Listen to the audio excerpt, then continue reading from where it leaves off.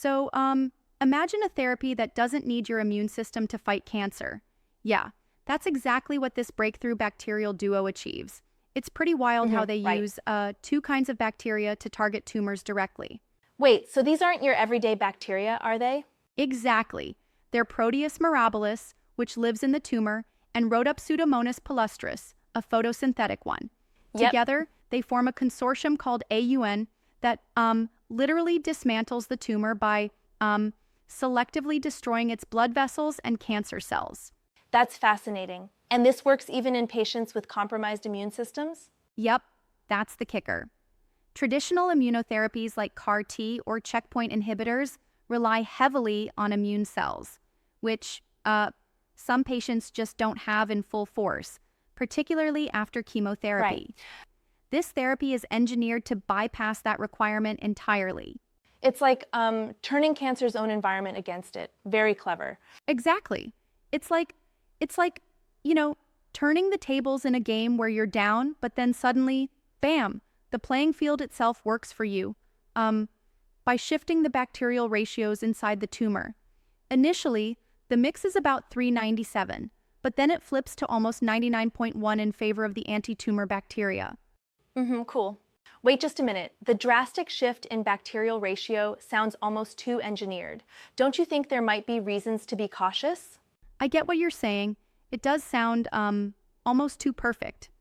However, the natural interplay, mirroring that Japanese idea of AUN or perfect harmony between opposites, suggests that it's more of a natural balancing act rather than forced engineering. That's interesting. And what about side effects? Traditional therapies can sometimes trigger cytokine storms. Good point. But this approach appears to minimize those side effects. The regulatory role of one bacterium, UN-gyo, helps suppress pathogenicity, keeping the cytokine release syndrome in check. Yeah, that's reassuring. So essentially, this therapy awakens a whole new chapter in cancer treatment, especially for those who can't benefit from standard immunotherapies, right? Absolutely. That's the promise. It's a paradigm shift. Imagine a treatment that can work effectively even in immunocompromised environments. The research indicates Exactly. promising results in both mouse and human models, which is no small feat. I also find it fascinating that they're already planning a startup to bring this to clinical stages within 6 years. That shows real commitment. True, a bold move towards social implementation.